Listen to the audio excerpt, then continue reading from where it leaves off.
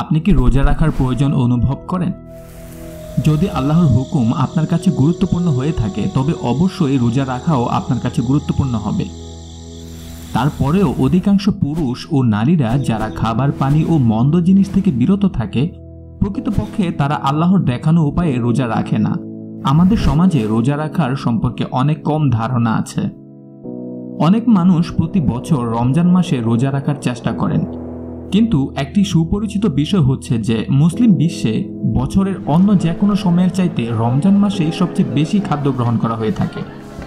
তার উপরে এই মাসটি মুসলিম ভাই বোনদের জন্য অনেক কঠিন সময় বলে গণ্য হয়। সেই সাথে সমাজের অস্থির অবস্থা অধিক পরিমাণে রাগ ও দাঙ্গার কারণ হয়ে থাকে। এই কারণেই আমরা বুঝতে পারি যে মানুষেরা সঠিকভাবে রোজা রাখছে না। তবে সঠিকভাবে রোজা রাখার উপায় কি? কোরআনে সূরা বাকারার 183 নম্বর আয়াতে উল্লেখ রয়েছে যে, হে ঈমানদারগণ, তোমাদের উপর রোজা ফরজ করা হয়েছে যেরূপ ফরজ করা হয়েছিল তোমাদের পূর্ববর্তী লোকদের উপর, যেন তোমরা পরহেজগারি অর্জন করতে পারো। এই আয়াত থেকে রোজা সম্পর্কে আমরা কমপক্ষে দুটি বিষয় শিখতে পারি।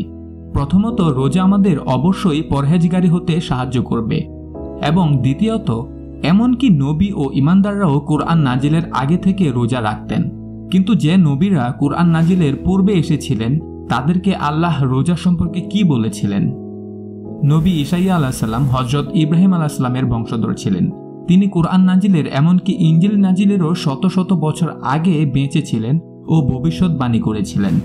ঈসাইয়া অধ্যায় 58 আয়াত 4 থেকে 8। রোজা সম্পর্কে আল্লাহ নবী ঈসাইয়াকে যা বলেছিলেন তা হলো, রোজা রাখবার ফলে তোমরা ঝগড়া আর বিবাদ করে থাকো। আমি কি এরকম রোজা চেয়েছি? তোমাদের রোজা তো কেবল নিজেদের কষ্ট দেয়া, তা কেবল নল খাকরার মতো মাথা নোয়ানো আর ছালার চটের ও ছায়ের উপরে শুয়ে থাকা। এটাকে কি তোমরা রোজা আর মাবুদের রহমত দেখাবার দিন বলো? আসলে আমি এই রকম রোজা চাই। তোমরা অবিচারের শিকল আর জোয়ালের দড়ি খুলে দাও, অত্যাচারিতদের মুক্তি দাও আর প্রত্যেকটি জোয়াল ভেঙে ফেলো। খিদে পাওয়া লোকদের তোমাদের খাবার ভাগ করে দাও, ঘুরে বেড়ানো গরিব লোককে নিজের ঘরে আশ্রয় দাও, উলঙ্গকে দেখলে তাকে কাপড় পরাও, আর নিজেদের আত্মীয় স্বজনের দিক থেকে মুখ ফিরিয়ে নিও না। এইসব কাজ করাই হলো আসল রোজা। তাহলে তোমাদের নূর ভোরের মতো প্রকাশ পাবে আর শীঘ্রই তোমরা সুস্থতা লাভ করবে। তোমাদের সততা তোমাদের আগে আগে যাবে আর আমার গৌরব তোমাদের পিছন দিকের রক্ষক হবে। এখানে আল্লাহ তার বান্দাদের তিরস্কার করেছেন, কারণ যদিও বাহ্যিকভাবে তারা রোজা রাখছিলেন কিন্তু ভিতরে ভিতরে তারা মন্দতায় পূর্ণ ছিলেন। তাই তিনি তাদের বলেছিলেন শুধু খাবার না খেয়ে রোজা না রেখে তাদের খারাপ আচরণ থেকে রোজা রাখতে বা বিরত থাকতে ও ভালো কাজ করতে। হিজরতের প্রায় 600 বছর পূর্বে মরিয়ম পুত্র ঈসা মসীহ ঘোষণা করেন, মথি অধ্যায় 6 আয়াত 16 থেকে 18, তোমরা যখন রোজা রাখো তখন ভণ্ডদের মতো মুখ কালো করে রেখো না। তারা যে রোজা রাখছে তা লোকদের দেখাবার জন্য তারা মাথায় ও মুখে ছাই মেখে বেড়ায়। আমি তোমাদের সত্যিই বলছি, তারা তাদের পুরস্কার পেয়ে গেছে। কিন্তু তুমি যখন রোজা রাখো তখন মাথায় তেল দিও ও মুখ ধুও, যেন অন্যরা জানতে না পারে যে তুমি রোজা রাখছ। তাহলে তোমার পিতা, যিনি দেখা না গেলেও উপস্থিত আছেন, কেবল তিনিই তা দেখতে পাবেন। তোমার পিতা, যিনি গোপন সবকিছু দেখেন, তিনি তোমাকে পুরস্কার দেবেন। এখানে হযরত ঈসা মসীহ আমাদের শিক্ষা দিচ্ছেন যে যদি আমরা আল্লাহর জন্য রোজা রাখি তাহলে আমরা যে রোজা আছি তা সকলকে জানাবার প্রয়োজন নেই, কারণ আমরা লোকদের কাছ থেকে নয় বরং আল্লাহর কাছ থেকে প্রশংসা পাবার প্রত্যাশা করছি। রমজান মাসের লোকেরা একে অপরকে প্রশ্ন করে, আপনি কি রোজা আছেন? কিন্তু কেন তারা এই প্রশ্ন করে? রোজা হচ্ছে আমার ও আল্লাহর মধ্যেকার একটি বিষয়। আমার কাউকে বলতে হবে না যে আমি রোজা আছি কিনা, কারণ আমি চাই যেন আল্লাহ আমার প্রশংসা করে ও পুরস্কার দেয়, মানুষ নয়। যদিও আমরা নবীদের জীবনের শত শত বছর পরে বাস করছি, তথাপি যদি নবীরা কিছু বলে থাকেন তবে আমাদেরকে অবশ্যই সেটি শুনতে হবে। এই বিষয়ে ঈসা মসীহের শিক্ষা সম্মানের যোগ্য।